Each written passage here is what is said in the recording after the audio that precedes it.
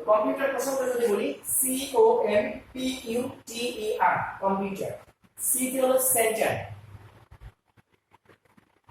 C তে হলো centre, M তে হলো ওবিডিয়েন্ট, সেন্টার মানে কেন্দ্র, ওবিডিয়েন্ট মানে বাধ্য করা।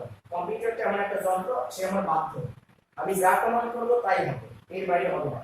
এম হলো ম্যাক্সিমাম, সর্বাধিক, আমি ইচ্ছে মতো আমার জায়গা বাড়িয়ে দিতে পারি, আমার প্রয়োজনীয় হার্ড ডিস্ক লাগাই ইন্টারনাল এবং এক্সটার্নাল সহ এক বা একাধিক ব্যবহার করতে হবে, তাই না? সিও এম পি, পি কে প্লাজেবল, রুচিকর, এটা এমন একটা যন্ত্র যেটা ভালো রুচি আছে, এটা মানে কুরুচিপূর্ণ কোন যন্ত্র না, দেখতেও ভালো, ব্যবহার করতেও ভালো, সবকিছু ঠিক আছে।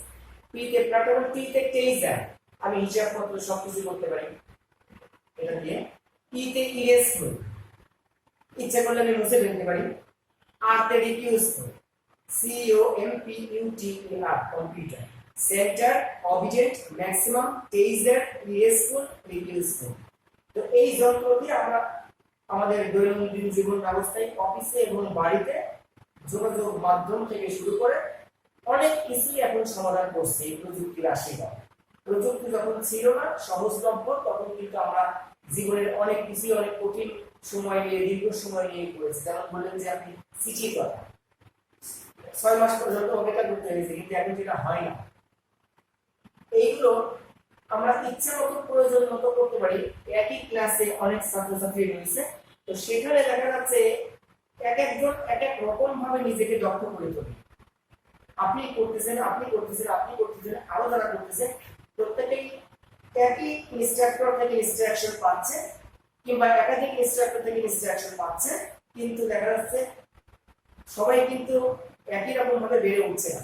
আচ্ছা, ইনস্ট্রাক্টর আর ইনস্ট্রাকশন এই অর্গানিক ট্রেনিং মানে মানে আমার পুরানো সময় আচ্ছা, ইনস্ট্রাক্টর বলতে তো যে ইনস্ট্রাকশন দিচ্ছে, নির্দেশক, নির্দেশক। আর যে হলো ইনস্ট্রাকশন বলতে নির্দেশনা। হ্যাঁ,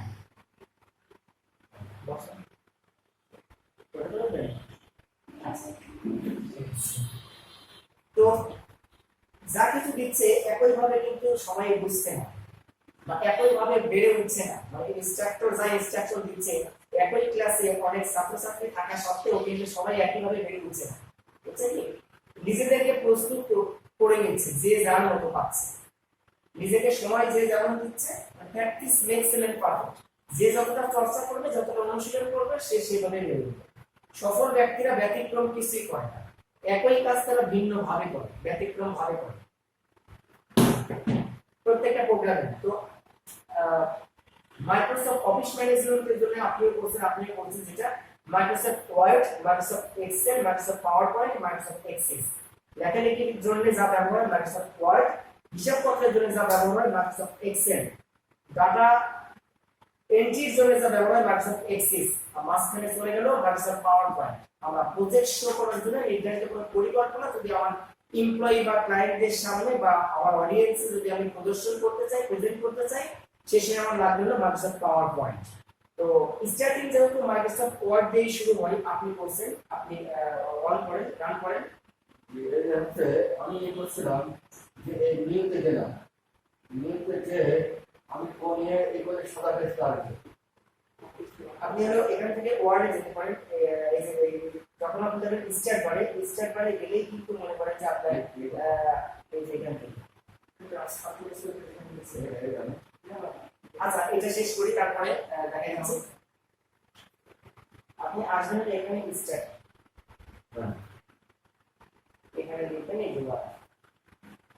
ওয়ার্ড, এখানে আপনি যা কিছু টাইপ করতে পারেন। ওয়ার্ডেও কিন্তু অনেক কাজ করা সম্ভব, গ্রাফিক্সের কাজ যেগুলো, সেটাও কিন্তু আপনি কিছুটা ডিজাইন ওয়ার্ড থেকে করতে পারবেন। অ্যাডোবি ফটোশপ থেকে করেন বা অন্যান্য ডিজাইন যেগুলো আপনার এই যে ফুল 3D দিয়ে অনেক ডিজাইন করে, ফুল 3D এর সাথে কেউ পরিচিত আছে আপনারা? না, ফুল 3D দিয়ে করা হয় যেগুলো অ্যানিমেশন, ইংলিশ সিনেমা স্টার্টিং টাইমে যে এরকম বিভিন্ন অক্ষর ঘুরে ফিরে আসে 3D স্টাইলে, এগুলো ফুল 3D দিয়ে যে ওই কাজগুলো করা হয়।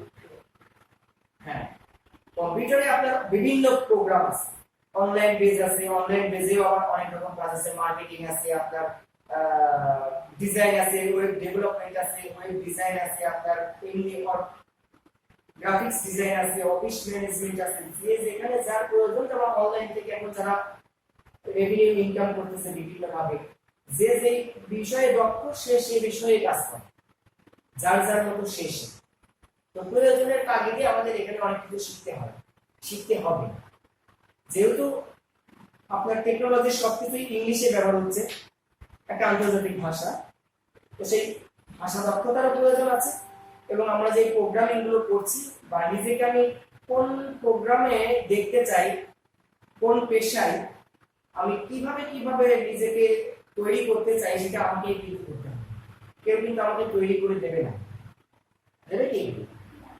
এবং এই চলার পথে কিন্তু আমাদের নানা জটিলতা সৃষ্টি হবে। যেমন আপনি এর আগে কয়েকটা ক্লাস করেছেন, কিন্তু এখন আর ওইটা স্মরণ করতে পারছেন না।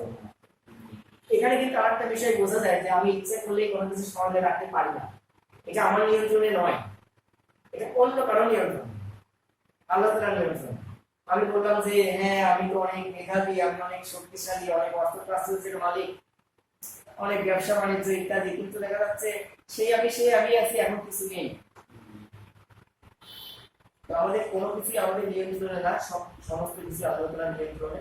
আজকে যেমন এই যে ইয়াস আমরা আমরা দিয়েছে বিভিন্ন জায়গায়, তো ইয়াসের অর্থ হলো দুঃখ দুর্দশা।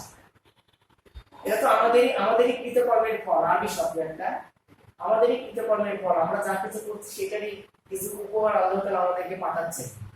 আমরা এদিকে বাঁচতে চাই, নিস্তার চাই। তো পেশাগত জীবনে ফিরে আসি। পেশাগত জীবনে আমরা যেখানে যাব, যে ডিপার্টমেন্টে কাজ করবো, সেখানে আমাদের অনেক প্রোগ্রামিং দরকার হয়। নির্ধারিত প্রোগ্রাম আমরা শিখবো। আপনি কি শিখছেন? ওয়ার্ড। আপনি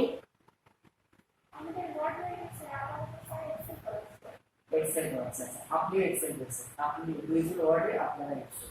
ওইসব একই কেউ বলতে বেশি ভালো, কেউ বেশি বলতে চায়।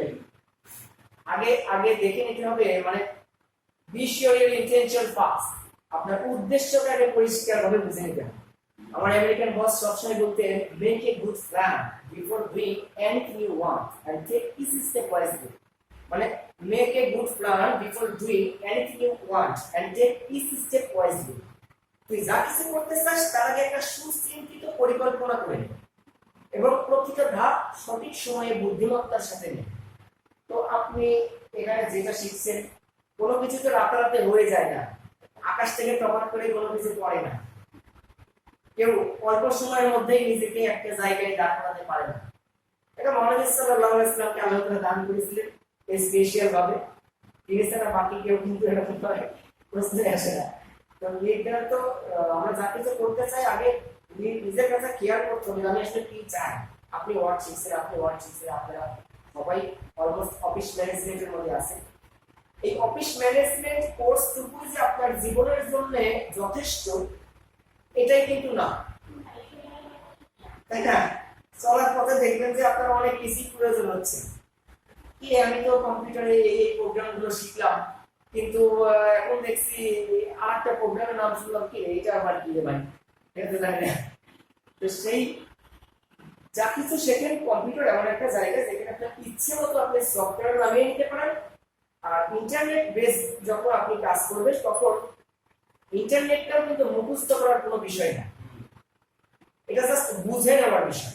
সবকিছু লেখাই আছে ওখানে, এবং এই প্রোগ্রামিং সফটওয়্যার বেস যা কিছু করছেন সবকিছু লেখাই রয়েছে। এবং হার্ডওয়্যারে যদি আপনি কাজ করেন, মেইন বোর্ডে, মাদার বোর্ডে, সেখানেও কিন্তু প্রতিটা পার্সেন্ট, প্রতিটা ডিভাইসের ইন্ডিভিজুয়াল নাম লেখা আছে।